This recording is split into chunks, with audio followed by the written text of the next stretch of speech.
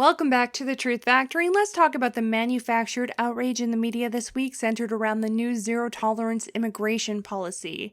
Anytime the media exploits crying children for their propaganda, they're using an emotion-based argument, and you should be wary of the agenda they're trying to push. Seeing a photo of a child in distress makes people halt their critical thinking. That's why they use those photos. Sad children are used to justify anything from ballooning welfare costs, to open borders, to literally dropping bombs on and drone striking a country where sad children had their picture taken, which ironically usually ends up killing children and civilians. Photos like that help build a narrative that doesn't have to be factual to get people on board. Look at these kids in cages and feel bad.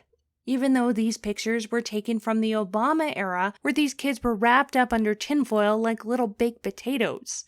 Last month, the ACLU came out with an article reporting on thousands of documents showing widespread abuse of child immigrants in U.S. custody. However, that report was based on over 30,000 pages of documents dated between 2009 and 2014, which was under Obama. Where was the outrage by the left and the media about these kids then? There wasn't any. The media and the Democrats don't really give a shit about these kids. If they did, they would have tried to make a deal for DACA. They're just exploiting these kids to push a political narrative to make Trump look bad because that's profitable to them. So the media pushes feelings rather than facts. This week, everyone was crying about how Trump was separating families. Yet 10,000 of the 12,000 kids here are without their parents. Those parents already chose to separate with them and send them here alone. It was the Ninth Circuit in the first place that ruled that it was inhumane to keep kids with their parents in holding cells back in 1997 in the Reno versus Florence case. Through terms of that agreement, if a suitable placement is not immediately available, the government is obligated to place children in the least restrictive setting appropriate for their age and any special needs. The court also held that an unaccompanied migrant child had no constitutional right to be released to anyone other than a relative. So basically, the child can't be placed in a jail cell with their parent, and they can't be released to anyone other than a parent or guardian. So if their parent is in jail, they need to stay in a children's detention center with certain conditions until their hearing. This is why they're currently in a place where they can eat snacks and play video games. This is also a way to verify that they aren't victims of child trafficking while their law-breaking maybe parents are being processed. But the left called for that to be dissolved through mass hysteria, as I guess they wanted those children to be locked in a jail cell with their parents, and they got that through an executive order Trump signed, even though that will probably be rejected by the Ninth Circuit anyway. The new executive order does prioritize criminal proceedings for cases involving families, which I agree is a positive thing. But either way, you would think that this compromise would satiate the left's Trump derangement syndrome for at least a few days. But of course not. They're still bitching because they don't actually care about these kids or finding reasonable solutions to their concerns. And that's not nearly as profitable for legacy media as pushing pictures of sad kids to trigger people's feelings. For example, this photo has become the epicenter of this media shitstorm, including this Time magazine cover. Yet the real truth behind this photo is that that child belonged to a previously deported Honduran woman who paid human traffickers $6,000 to smuggle her and her daughter into the United States illegally so she could get a job. Without that child's dad knowing, which is kidnapping. She also left all of her other children behind. This interaction was over within minutes, and that child and that woman were taken to a local immigration center together. But was that context displayed anywhere in any of these articles? No, of course not. But it has provided a lot of good meme material. Do I feel empathy for these kids? Sure, I think it's a sad situation to be in, and I have empathy for them that their parents would put them into this situation in the first place. And I'm not alone in that sentiment. The majority of Americans feel the same way. According to a poll by YouGov and The Economist, 54% of Americans, which broke down into 82% Republican and 40% Democrat, hold these illegal alien parents responsible. You usually don't just accidentally cross a border, unless maybe you're this jogger. It's intentional, and they're aware of the consequences of their actions when they partake in them. For instance, if a family cut through a fence to get into Disneyland, that would be unfair to the families that waited in line and bought a ticket, right?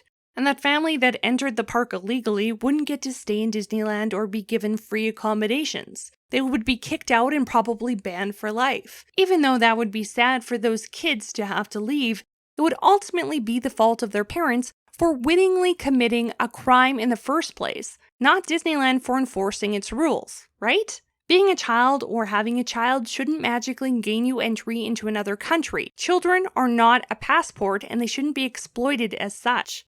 But that doesn't stop Rachel Maddow from the worst performance of fake crying I have ever seen. Hold on.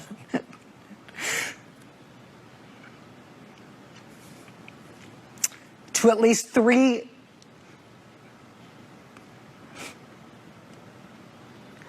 Can we put up the graphic of this?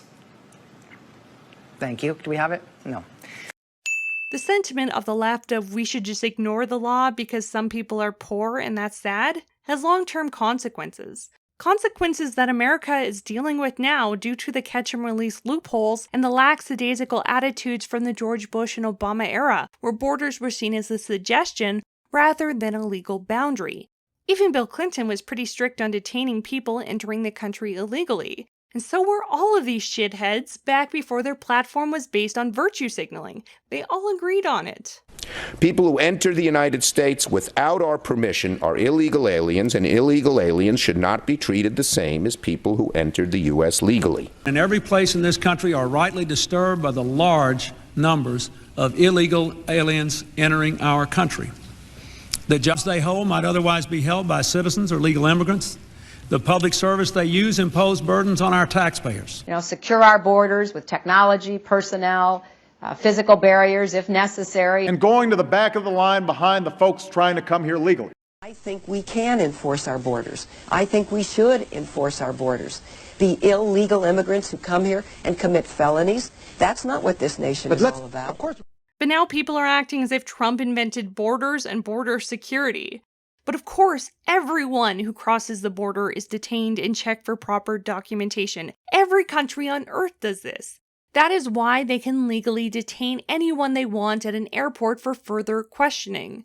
If you don't have proper documentation, you cannot enter the country. It's not arbitrary to detain and arrest people coming into the country without proper documentation. That is the law, and national security is not racist.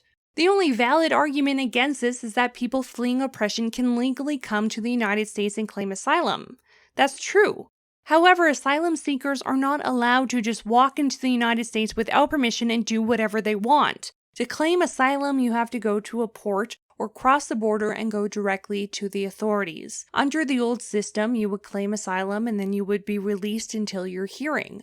And the vast majority of those who do attend their court hearing are not granted asylum because most people are not fleeing a tyrannical, unsafe government or persecution. They are simply leaving for economic reasons. I don't think anyone has an issue with immigrants who are seeking legitimate asylum, who are going through the proper legal procedures and are showing up for their hearing. The issue is that people are using the system to enter America and then they're disappearing before their hearing. You can't deport someone if you can't find them. They have lost thousands of now illegal immigrants through this system, and it's been going on for well over a decade, which is part of the reason why the whole system is backlogged and such a mess in the first place. That is why Trump has changed the law as an attempt to find a solution to one that was clearly not statistically working. Under the new zero tolerance policy, if you arrive to America, you will be detained until your court hearing, so you cannot just vanish. This disincentivizes people who are trying to illegally immigrate to the United States, which also helps stop human and sex trafficking, as 80% of women and girls are raped crossing the border. So I don't understand what the left really wants. I mean, there are really only 3 things that you can do with an illegal immigrant. 1, deport them. 2, do absolutely nothing. And 3, detain them until a court can decide to deport them or not.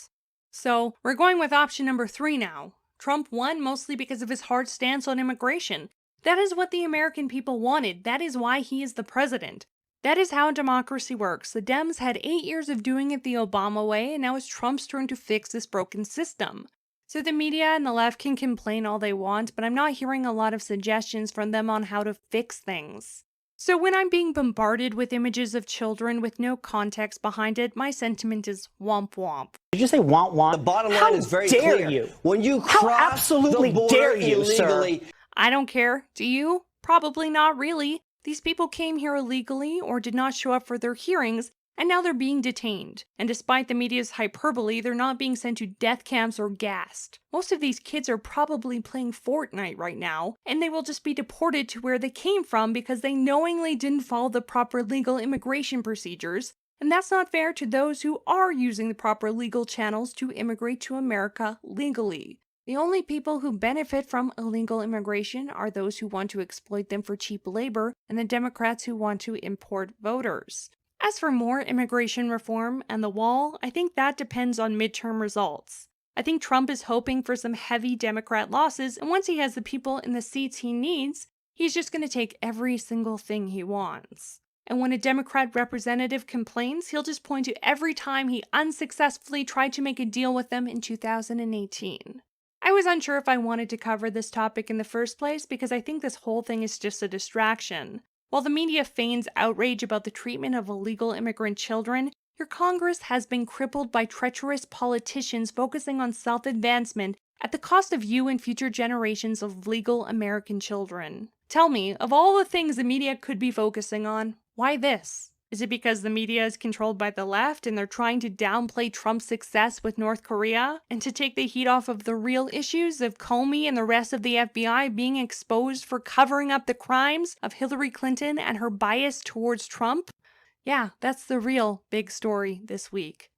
Thank you for subscribing to me. You can follow me on Twitter, and due to popular request, I have put a new shirt in my merch store. So if you want to support my channel, that's a great way to do so. Thank you so much and have a great night. Meow!